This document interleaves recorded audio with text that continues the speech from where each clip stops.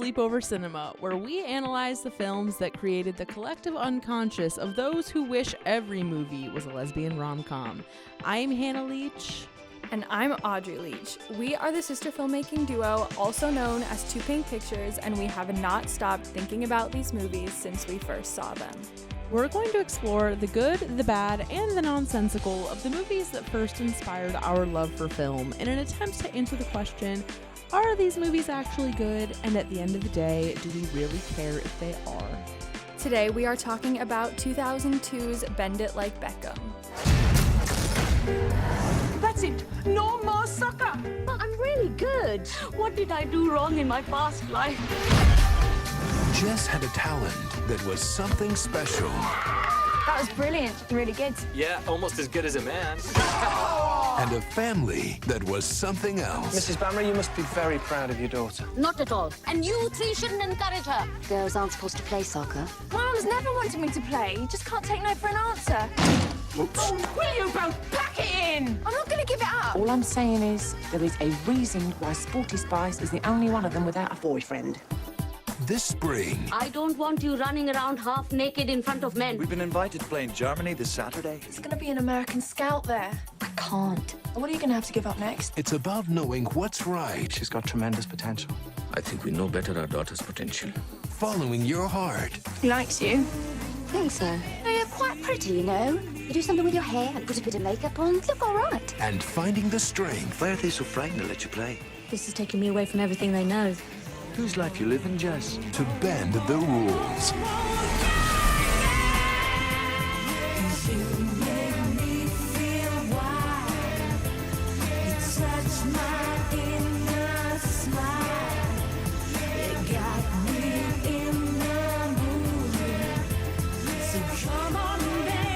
Fox Searchlight Pictures presents the international smash hit everyone's cheering for. Bend It Like Beckham. First of all, Audrey and I are together in real life right now, which is a rare occurrence for our show because we're normally very much remote. But we just did our very first ever Sleepover Cinema trivia Zoom event, and it was really cute. Yeah, it was very fun. Shout out to everybody who came. And Diva and Sky were the winners. They tied. So. Yes, and so they're going to be getting a Sleepover Cinema gift bag sent to their homes, and we still have to decide what exactly will be in it. It's going to be cute. It's going to be maybe even fierce, and maybe. And we're definitely going to do another session probably in a couple months when we have more movies built up to pull from. But it was us, and it was also our friend Darren, who has this podcast called Under the Tree with DXC. He is one of the sweetest people in the world, and he wrote really, really good questions, and we had a really good time doing it. So we've been talking a lot already this evening. Yeah. But we're here to discuss Bend It Like Beckham. Strapped in. Before we get into this episode and all of its contents, I just have to share that foreign correspondent Chris Shahadi has enlightened me on many topics for this episode, but perhaps most urgently, Victor Garber is gay. Did you know that? Maybe in my heart of hearts, I did. Somewhere within. Yeah. I had no idea. And I was a little sad to find out just because that means the list of straight men that we have that we love is dwindling. Yeah. By the minute. Really sad. And I think I knew this deep down, but didn't totally know that Stanley Tucci is straight. I knew that. How did you know that? Just from life? Because everyone's like, oh my God, gay icon. He's not. Yep. Yeah. Chris said that in the Devil Wears Prada episode, I said something like, he's the gay for everyone. Yeah. And I think what I meant in my soul was like The character. Yeah. But he was like, you better check your facts, man. And I was like, okay, true. So anyway, now that we got that out of the way, it's time to discuss the facts surrounding Bend It Like Beckham. So I'll just jump right into it. I just want to preface all this with saying that this is an extremely British movie, and a lot of the context is not American. So either Indian or British or both, mostly both. So I'm just gonna jump right into it. So, Bend It Like Beckham was released on April 12th, 2002 in the UK and on March 12th, 2003 in the US. And this movie was directed and co-written by Gurinder Chadha. And the movies that she's best known for are Bride and Prejudice, Angus Thongs and Perfect Snogging, relevant to us, and the show Beecham House. And before she started doing narrative work, she was an award-winning and is an award-winning documentarian for the BBC and Channel 4.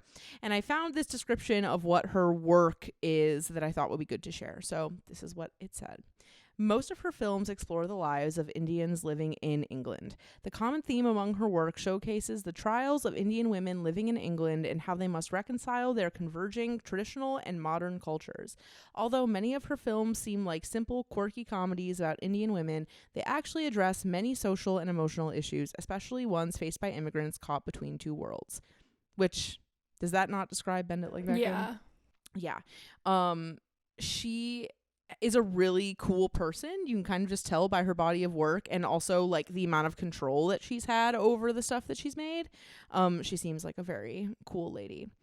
So the screenplay for Bend It Like Beckham was written by a few people, and Gurinder was one of the main writers. But then we also had Guljeet Bindra, and this is their only credit. So maybe they were a friend of Gurinder. I don't really know. And then we have Paul Mayeda Bergs, who all of his credits were the same as Gurinder's, and I was like, why? And then I found out that they're married. So he's a supportive husband. We love that.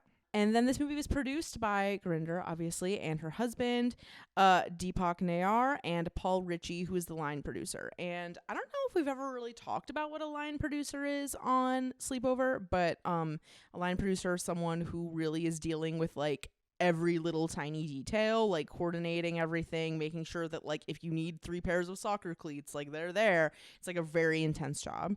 And this person, Paul, was the line producer for this movie and also Slumdog Millionaire, Criminal, The Descent, Woman in Black, etc.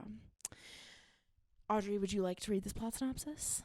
Yes, so it is 2 ambitious girls, despite their parents' wishes, have their hearts set on careers in professional soccer. Okay, so there's 5 taglines. Mm-hmm. The first one is, who wants to cook aloo gobi when you can bend a ball like Beckham? Ooh. I should be saying these in a British accent. Yeah, you should. But do you have the ability? Who wants to cook aloo gobi when you can bend a ball like Beckham? Damn, that's a good accent. Okay, keep it Second one is just a winning comedy. Yes. Third one is don't call them chicks. Fourth one is an Indian girl born to play soccer for England. Oh my god, and last but not least. Shouldn't it be football? Yeah, but that was probably like the American tagline. You know? And the last one is sometimes to follow your dreams, you've got to bend the rules. Hell yeah. You got to go out for a job with the BBC after this. So now with this cast, we have Parminder Nagra as Jess, and this woman has been extremely booked and busy for a long time. But the things that she's best known for were that she was like a long-time recurring character on ER, The Blacklist. She's the best friend in Ella Enchanted. Of course, who could forget? She was in Intergalactic, Blackish, 13 Reasons Why, God Friended Me, and Agents of S.H.I.E.L.D. And this is just like a little fun fact that I thought was interesting. I guess that when she was auditioning for the movie, she was worried that the scars on her leg would prevent her from getting the role of Jess, but instead the scar and the story behind it was written into the script, which is kind of just like... I kind of feel like this whole movie is a really good example of like a director telling exactly the story they should tell and like working with the right people. And this is like a really good example of how she was just like a loving and generous director, sort of, I feel. Yeah, but I kind of felt like now that I know that the scar is real, I feel like it didn't need to be there at all. It didn't need to in be the there. Story. Because I never even noticed it on her legs, No, like when she was playing. Never. Well, like because it that's didn't. one of the things that could have been cut. Yeah, like it didn't mean anything. Yeah. Other than maybe, you know, people in the world who had who have scars that they're insecure about. Next up, we have Keira Knightley as Jules. And Keira Knightley is truly that bitch. She, after this movie, very shortly after this movie, made her premiere in Pirates of the Caribbean, which is really the thing she's best known for. But she's like the period piece head gal. So the other movies she's known for are Pride and Prejudice, Atonement, The Imitation Game, Collateral Beauty, Anna Karenina, Love Actually, and she was in Star Wars The Phantom Menace. So she's been in a lot of really big budget movies. People with a lot of money trust her as the face of their project, which I don't know really what that means on a big scale. Next up, we have Jonathan Rhys-Meyers as Joe, and he's like aggressively English. Like most of the things he was known for are really, really English. So he was on this show called The Tudors. He was Elvis in an Elvis biopic. He was in The Vikings, The 12th Man, Mission Impossible 3. So that's that. And then next up we have Anupam Kher as Dr. Bhamra. And also, just pardon me if I'm pronouncing things wrong. I'm doing the best I can. And he plays Jess's dad. And he was in Silver Linings Playbook, which, why is it called that? I hate that name. Don't remember, but I've seen the movie. Okay. You already know. Made no impact on me. Yeah. I just remember that it was like very Oscar baity at the time. He was also in A Wednesday, and he is primarily a Bollywood actor, so I could list all the movies he was in and TV shows, but I don't know if a ton of people would recognize them, and I know that I didn't, but he's worked for a really, really long time, and he's really good in this movie, too. And then we have Archie Panjabi as Pinky Bhamra, who is Jess's older sister. She was in The Good Wife, which is one of those shows I see written about everywhere, and I have no idea what it is. She was in Origins, San Andreas, A Good Year, and Postman Pat, which I think is really English. And then we have Shaheen Khan as Mrs. Bhamra, who is like this very esteemed actress of the Bollywood like industry as a whole. And she's been working for a really long time. And the movies that she's best known for, according to her IMDb, are this movie, You Will Meet a Tall Dark Stranger, Sweet Destiny, and It's a Wonderful Afterlife. And then, last but not least, we have Amit Chana as Tony, who is the closeted gay best friend. And he was in EastEnders, and he was in over 150 episodes of EastEnders. So he did a lot for that show. And he was in other stuff too, but that was kind of like the main thing that he's done other than this movie. All right. Yeah. So now we're going to head over to budget. So the budget for Bend It Like Beckham was $6 million, which is the equivalent of 3.7 million pounds. And the box office opening weekend was 161,528 in 6 theaters. It's a good profit for only 6 theaters and being like an indie release. That's good. Yeah. And the overall worldwide gross is 76,583,333, which is also great. Yes. Obviously, that's huge money for something like this. Spending $6 million, getting way later, but getting back $76 million, yes, we'll take it. So Bend It Like Beckham was the highest grossing British financed, British distributed film ever in the UK box office prior to the success of Slumdog Millionaire. There was an 85% critic score on Rotten Tomatoes, and the critic consensus is that it was inspiring, compassionate, and with a sly undercurrent of social commentary. Bend It Like Beckham is a lively, feel-good movie that genuinely charms. And, I had to go to Mr. Ebert to hear what he had to say. I saw more important films at Sundance 2003, but none more purely enjoyable than Bend It Like Beckham, which is just about as perfect as a teenage coming-of-age comedy. Could be. Yeah, I don't know why that's what it said. Like all good movies, Bend It Like Beckham crosses over to wide audiences. It's being promoted in the magazines and on the cable channels that teenage girls follow, but recently we showed it in our Ebert and Roper Film Festival at Sea. Send me to that shit. To an audience that ranged in age from 7 to 81 with a 50-ish median, and it was a huge success. For that matter, the hip Sundance audience, dressed in black and clutching cell phones and cappuccinos, loved it too. And why not, since its character and sensibility are so abundantly lovable. There's a 73% audience score. So we have two little comments from two different audience members, both rating at 3.5 stars. The first person said, "It has everything football offers: struggle, teamwork, and a bit of uncomfortably honest social commentary." And the second person said, "I watched Bend It Like Beckham at my school, having my teacher skipping it every 10 minutes because it was inappropriate, so I haven't seen the majority of the movie, but I decided I could make a review of what I've seen. I enjoyed the movie, having a really good message and a few funny scenes. I believe it could have been better, though. Well, at least it was more entertaining than Batman versus Superman." Great commentary from that internet user. And there was just another little blurb I found online that was talking about the like wide audience of the success, about the wide audience that this movie reached. And this is what I found. Although marketed to the United States as a chick flick, which is why we watched it and why it's included in Sleepover Cinema, it is regarded in Britain as an important post-feminist film that fits perfectly into the British progressive frame of 2002. Prime Minister Blair even wrote a congratulatory letter to Chadha, the director, saying, "We loved it because this is my Britain." Chadha herself meant for the film to be a girl power movie, which features both a white woman and an Indian British woman fighting for their shared dream of playing professional soccer. It addressed issues of prejudice against race and sexuality, however, allowing the film to transcend the chick flick moniker. Topics of interracial coupling and lesbian stereotyping add meaning to the girl power movie. And that whole thing makes so much sense to me because it doesn't actually fit with Sleepover Cinema. Like, because we've all seen it, because of the way it was marketed, it does fit, but like, it's way too good. It's just so different. Like, it's way too deep, basically, for it. Like, without us overanalyzing it, it's already too deep on its own. But we will get into that.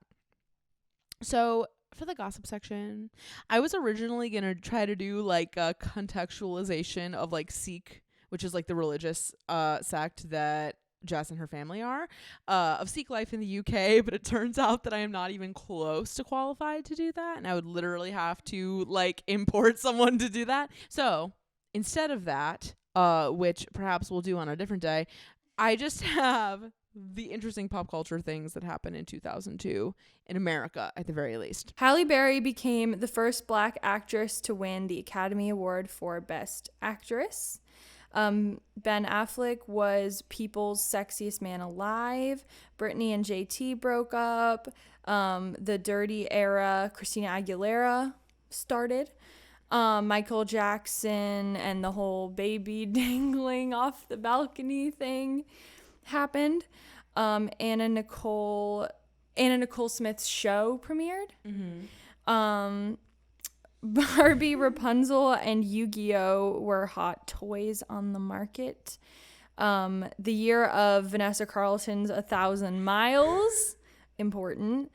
Avril Lavigne's Let Go was released. Lilo and Stitch came out. The Sims came out. Like the original Sims was like the hottest computer game. Yeah. iPods existed. It was the first year with video iPods. Oh. And Kelly Clarkson wins American Idol. First season. Yeah. And I feel like this chunk of information is like core childhood for us. Like Lilo and Stitch, 1,000 Miles, Barbie, Rapunzel. We literally had that Barbie. In America, it was a very specific time. Yeah. So that's what we were up to. But in terms of things we remember from childhood about this movie and when the last time we watched it was, what do you got, Audrey? I had never seen it. Really? Wow. Never. So I had seen it before. I'm pretty sure I watched it in French class, either in middle school or high school when a teacher was gone. We watched it in French, and I remember being confused. But I remember watching it and being like, yep, this exists. But this movie has been highly requested on Sleepover Cinema because there are a lot of gay overtones and undertones in this movie, and it really could have been a lesbian rom-com quite easily, but you know, that's not. But not that easily. Not that easily. But And not in 2002 yeah. or Yeah. whatever it was. But like if you shifted around a few parts, if you wanted to, you could make it happen pretty easily. And also I'm sure we have a lot of like ex-soccer people that are really into it. Audrey, you played Maybe. soccer. Yeah. I guess on that note, we can break. So inexplicably, this movie is on Disney Plus, which is where I watched it. But you can go there and watch it in its entirety with very little strain. We encourage you to do so. And then we will come back and discuss our findings.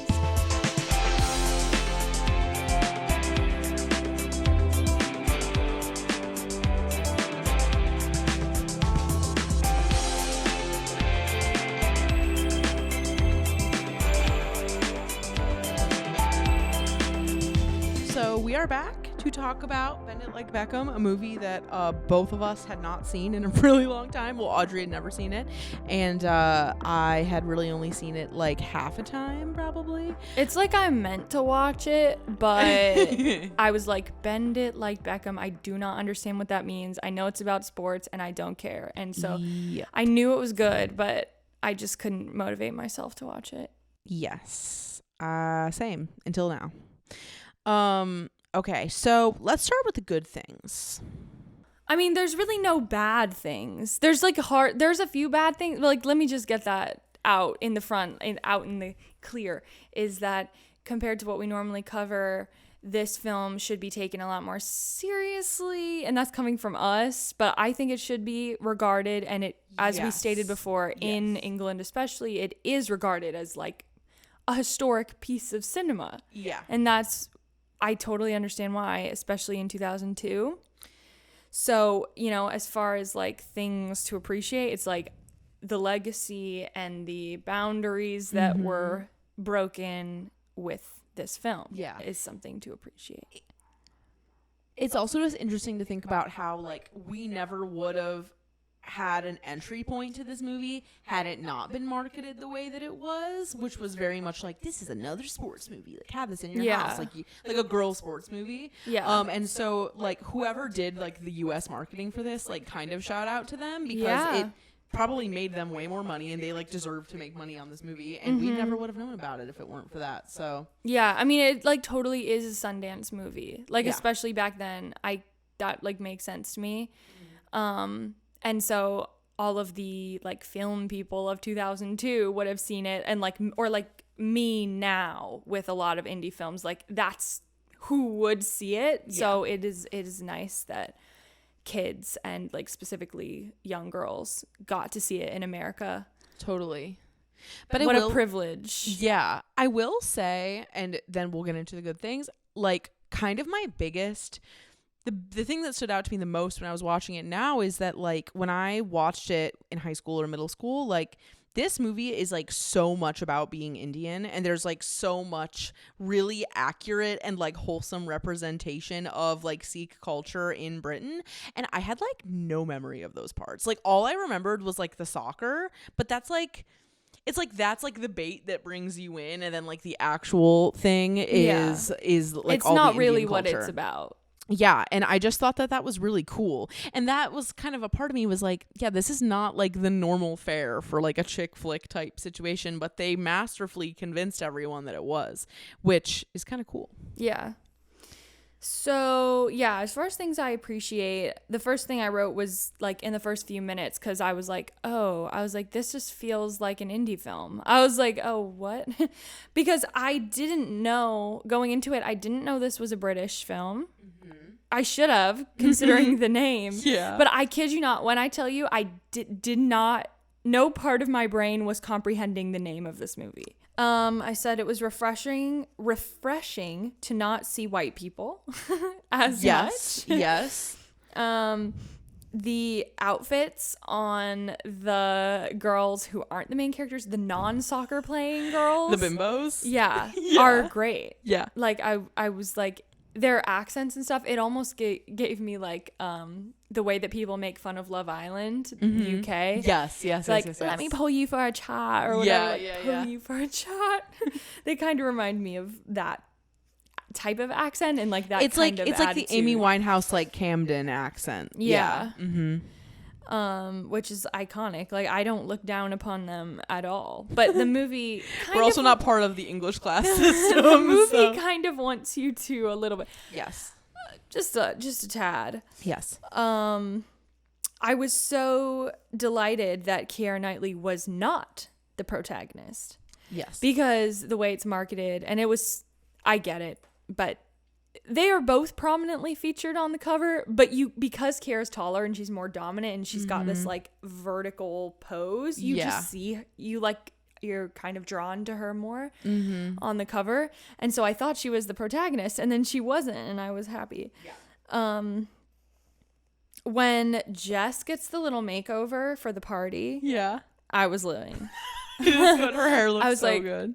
Good. She's beautiful. Yeah. I wrote that down as one of my things. Yeah. She's beautiful. Yeah. Yeah.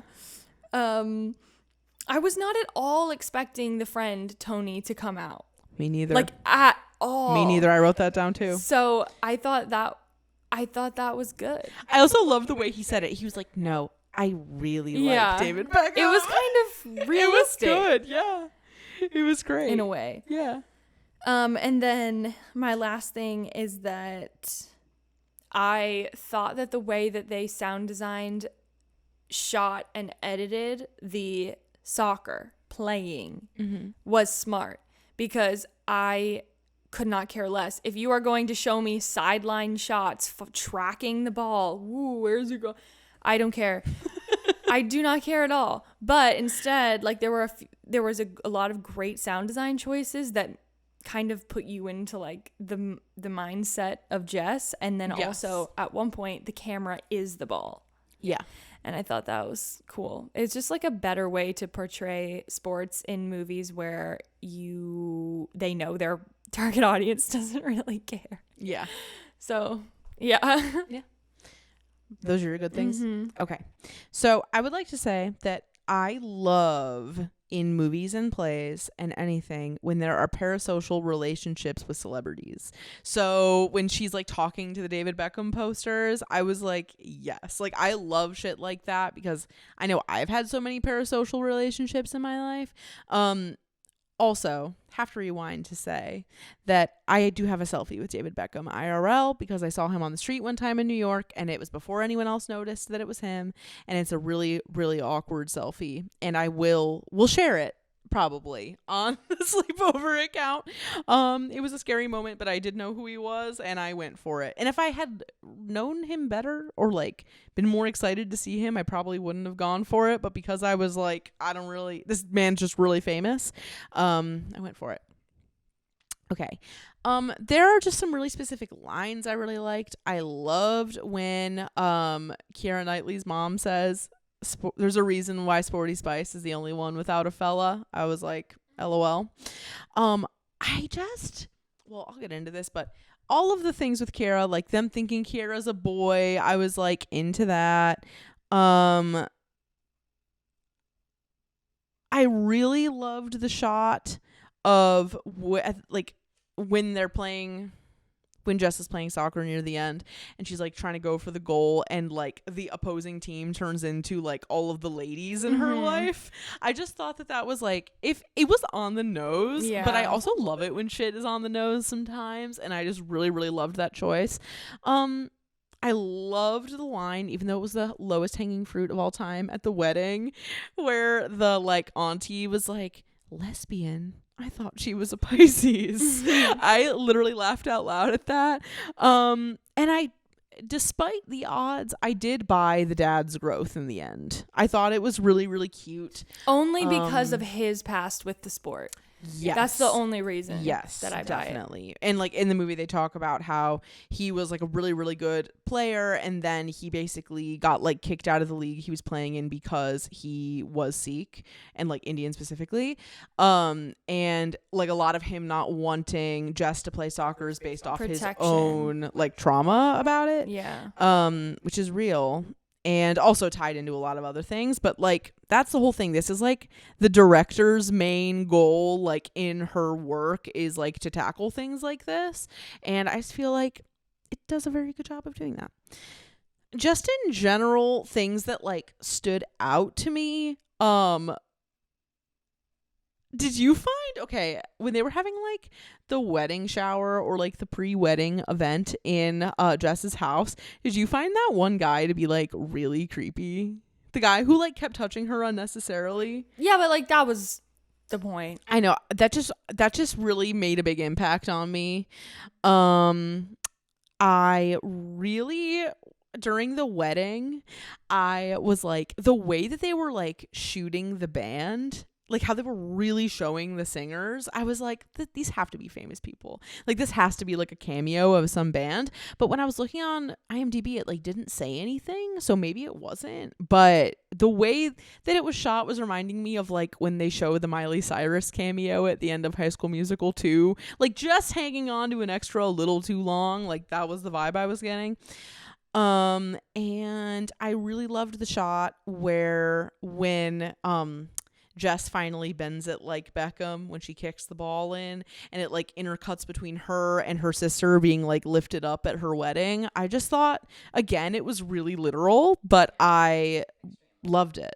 I like it when they get spoon-fed things sometimes, you know? It's like they're equally important in their own ways. Now we are showing you. I just really enjoyed that. Okay, bad things. I mean, none of the things that I listed as worse are actually bad. There's nothing that is like legitimately bad. Honestly. Like, do you think there are things about it that are legitimately bad? I have a couple, yeah. So the fact that I had to watch a sports movie, yeah, that's not good. When this isn't even necessarily worse, but I think, oh no, Jess says it to the bimbos. She says, "We're not all sluts." Yep. That was funny. Yep. Like at the end, and okay, yeah, like him in general, like he is probably the factor of the movie that complicates my feelings the most. Yeah. Like it almost gave me like Blake Lively, Sisterhood of the Traveling Pants. Yep. With the coach vibes, which is not good, but you know, it's a part of it. But when he says, we'll go back to that. There's more to say about that. Yeah. But at the end, when he says, I'm Irish, of course I understand what that feels like in regards to her family not accepting what she wants to do. Well, it was also in regards to her being called a slur on the field. Yes. Which I asked Chris about this, and he was basically like, there was a lot of anti-Irish sentiment like among the white people in England, but like it's such a reach for him to earnestly say that and for her to be like, yeah. I was like, why was that your response? That's when you're like, oh, all right, I'm leaving. Yeah, right, exactly. Or just to be like, okay. Yeah. And then one of the things that I was like, I felt kind of meh about is just like the airport trope. Yes. I don't really love the airport trope, but at least it made sense. Like it did make sense. And at least she wasn't like, yeah, we can be together now. It was still like pretty measured, which was nice. Yeah, it was like realistic version of the airport trope. Yeah. I didn't think it was going to be Kiera and Jess. I'm just gonna call her Kiera and Jess being into the same guy. Like, what? No, if I may clock in at that point, like when I was so confused, like when Kiera got mad at her for like almost kissing him, I was like, wait. Have I not been paying attention? Like, have I missed something? Because to me, like even the pictures of Kiera with Joe, I was like, are they siblings? Are they step siblings? Like it never felt romantic like at all. And so I was so confused when she got mad. I was like, how is this real? But I feel like that's almost like from the perspective of Jess, where it's like Jess does not see it. Like she truly, and Kara's character literally tells her verbatim, no, I'm not into him. And so she's like blindsided by it. Yeah. But yeah, I mean, there's no tells other than the like 2 seconds that Kiera does linger on the picture. That's like and that's when I knew. I actually did, like at that point I was like, oh, I get it. Yeah. But I was just not that sure. And especially like I didn't think that they were ever gonna be like, she's gay, but I did feel like with all of the stuff like she's like everyone mistaking her for gay and like everyone thinking she looks like a boy. It's like, why? And the fact that her mom thinks she's gay the whole time, it's like, why would you run us through this whole like fake like coming out plot line? It's like, why do that? Because in the end, it's kind of like, Mom, I'm not gay. Like it's still very like, it just has a weird effect in the end. Like I'm kind of like, there's no payoff, and then you end up getting the payoff from Tony, the which friend, like you don't even want. which you don't even know that you want because you aren't invested in him as a character. Honestly, because they don't tell you much about him at all, and then he's like irrelevant, and then all of a sudden he comes out, and I do feel like it was to make up for the loss of Kiara not being gay. Kind of an interesting writing choice. I'm wondering if it was like more controversial to be out and lesbian instead of out and gay, because maybe it was like, okay, if it's like a gay guy, it's like less of a thing, but like he was an Indian character in the movie too, and I feel like that makes it more complicated. I don't know. I found that choice. It's like there weird. is, I guess, I mean, it's a type of representation that you really do not see ever, which I'm not even talking about Tony. I'm talking about the type like Kiara, like the like tomboy who people like think is a lesbian, like but actually is a lesbian, like an explicit lesbian, but then isn't. Right. Like, oh yeah, I guess I see what you're saying. Like it's kind of, that person totally exists who gets like lesbian accusations, and they're just like, I don't. When you beat the lesbian accusations. When you beat that's what I put on my Letterboxd review, is when you beat the lesbian allegations. Because that's what this movie is. Because like you kind of just want them to have a crush on each other because they keep bonding and going shopping and having all these great experiences together, and like they love the same sport and they love to spend their time, but like they're just besties. But like when they're standing on the side of the street by the bus stop and they're just like laughing in a way where it looks like they're kissing, I'm like, no, I feel like that's not a thing that platonic friends do, like necessarily. You know? There's a lot going on there. And I actually read an interview with the director that was pretty recent, and I was like, Command F gay, Command F lesbian, like trying to see if she said anything. And she basically was like, yeah, everyone thinks this movie is really gay. Everyone wants to see Jess and Keira Knightley get together, and like Kiara says like she'll do that she would love to do a sequel where she's gay, and I'm like, okay, Kiara, well then step up to the plate. But like, also like that's not what it is. So like it's I don't like reboots, sequels for the sake of revisionist history. Like it's my least favorite thing. My excitement and enthusiasm towards reboots has just taken a complete nosedive because they're just taking advantage. That's all it is. Also, circling back to the wedding thing for 1 second, just another thing about this director.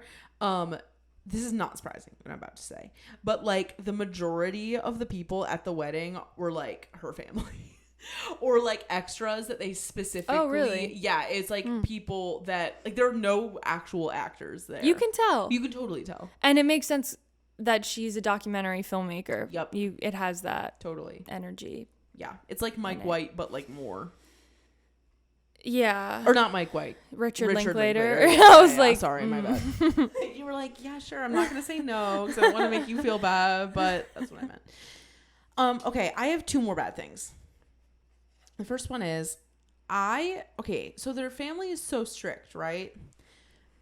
But she gets caught lying literally like 4 times. And then is still able to leave and do whatever she wants. Yeah. And I'm kind of like, okay, even in my house, I could not get away with that. Like, I thought that was weird. It was like there were so many beats of her getting caught, and like it never really seemed to make a difference. It's like, okay, well, how bad could it really be? I mean, if both the parents work, that's pretty much the only. But does the mom work? Not that we know. Yeah. But like in the theory, if they both worked, then it would make sense she could leave. Yeah. I don't think the mom works though. I don't think so, but we don't know. Yeah, I don't know. But that just kind of bothered me. And then last but not least, at the very end, the David Beckham cameo, I was like, that's not David Beckham. I was like, that is like that is like a wax figure with motion. And Posh Spice as well. I was like, and the way like Victoria. the angle they shot it from, it was like so far below. I thought that was so weird. I thought that was the weirdest If you choice. couldn't get him, maybe just write him out. Yeah. If you couldn't get him. Like, I thought that was like the weirdest note to end on. I was like, what the fuck is this? But it was really funny. It's not supposed to be. Yeah. Okay, problematic wise, I feel like we covered a lot of it already. But I really didn't like the line when Joe said, "I'm not your coach anymore. We can do what we want." That was a horrible accent. It's like, I was like, ew. not really. We can do what I want. It's like that is the one kind of like topic that the film does not care to make an example of. Yeah. It's just like, this man is older for sure by at least like 4 years. Yeah. I mean, which isn't that bad. Originally, he was going to be way older, though. And then they were like, what if we just made him younger? And they were like, okay, haha. And then made him younger. I'm glad they did. Yeah. Unless they were going to like also make it a lesson about that. Right. But that's too many lessons. Like, I think she can only learn so much. Mm-hmm. She didn't even need a love story. No, they didn't need to put... And they kind of did like retract from that, because she does still choose to leave. She doesn't like go get in a relationship with him. It's just kind of open-ended, like we might have something, as they say. Right. Which is good. It reminds me of the ending of a different movie. Oh, it's Aquamarine. Oh. All roads lead to Aquamarine. Except the end of Aquamarine is so like fantasy. Yeah, but you know what I'm talking about when it's like Raymond and Aqua. Yeah, that's what I'm talking about. It's so fantasy. Yeah. He's like, are you planning to surface anytime soon? And she's like, that's like, weird. meet me in Fiji, she's bitch. like, that's weird. Yeah. Wait, what did you just say? Are you planning to surface? Yeah. Okay. Yeah. Wow, thinking about the ending of Aquamarine is like getting me emotional right now. Like, let me not do that. Okay. I want to gotta see if there's anything else here. Dun, dun, dun, dun, dun. You know the music? Is that the Wii? Oh, at the end of No, Aquamarine? it sounds similar to the Wii music, but it's not. You know? Yeah, sing it again. Dun, dun, dun, dun, dun, dun, dun. Now it just sounds like Wii music. It's not that. Not that. But you know what I'm talking about. Fuck. Yeah.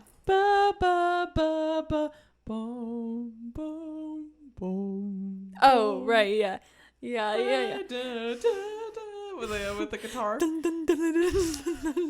That's literally, that like brought tears to my eyes. I love that movie so much. Okay. I mean, yeah, the coach thing is really... The coach thing is the worst thing about it, and it's not that bad. I agree. I also thought, this is just a side note, like, okay, I think this is probably because we're American, but like, there were moments of dialogue where I was like, is this a comedy? Like, I literally can't tell. Like, when Keira Knightley's mom was like, I hate what they did to George Michael. It is a comedy. It is, but there's like moments where I'm like, what? And then he's like, you still listen to Wham. Like, yeah, I those thought that was are funny. played for laughs for sure. Yeah. Okay. So, end of the day here. Of course it's worth watching. Duh. It's really worth watching. It's like a really good course in English culture and also Indian culture. And it's long. I want to say that because Audrey's going to literally murder me, but it's 2 hours long. I'm just saying. don't listen to Hannah's comments about length, because cinema is cinema and it takes how long it's supposed to take.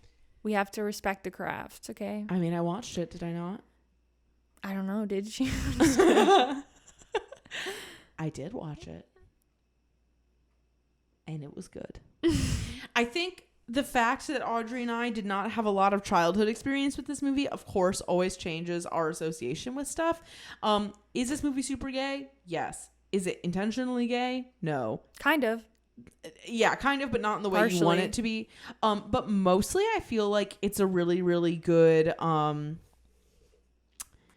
like hook into the work of this director. Like, I feel like I watched part of her documentary about partition, which was this thing that happened like with Pakistan, and again, I'm not going to try to explain it.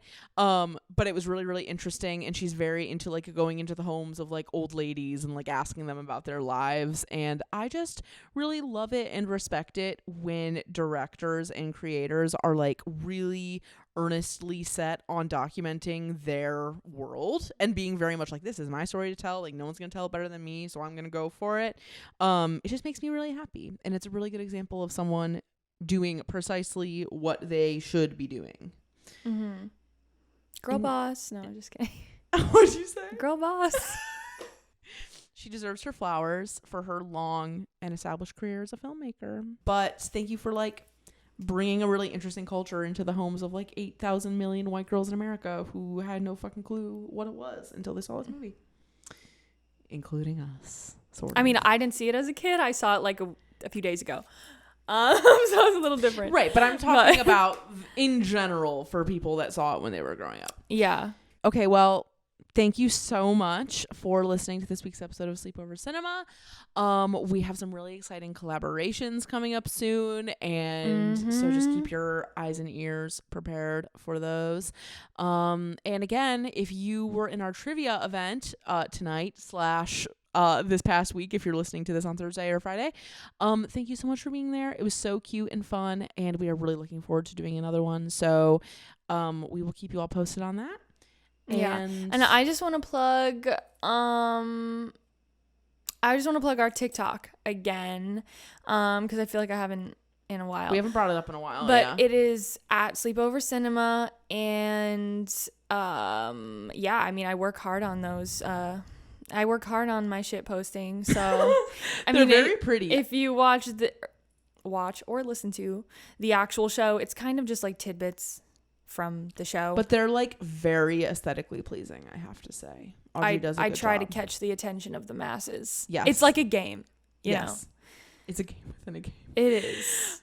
You could go and comment on one of them and say, I'm an actual listener. All of your opinions are perfect. Thank you so much for sharing them. The TikTok comment section is like where fun goes to die. Like, actually. For us. No, literally for everyone. The climate is insane in the TikTok it's a bit intense. It's comment sections. So come join us and be nice. That'd be cool of you to do that. I'm Hannah Leach. Reporting live from this giant ass white wall in my apartment. Signing off. Bye. Bye. You can find more from us at evergreenpodcast.com/sleepover-cinema and keep up with our latest creative projects at toopinkpictures.com. If you want to watch our show as well as listen, we're on YouTube too. Search Sleepover Cinema or go to the linktree in our Instagram bio. We're on Instagram and Twitter at toopinkpictures and would love to hear from you there. We're also on TikTok at Sleepover Cinema, and that's really where the party is at. And if you like the show, if it brings back evocative memories of childhood or tweendom or babysitting, share the episode with a few friends. Leave us an iTunes review telling us what movie you'd like to see us cover next, and leave us a review if you like the show, and if you don't. Sleepover Cinema is a production of Evergreen Podcasts, produced, edited, and engineered by us, Hannah and Audrey Leach. Sleepover Cinema is mixed by Sean Rule Hoffman with theme music by Josh Perlman Hall. Special thanks to executive producers Michael D'Aloia and David Moss. We'll chat again soon.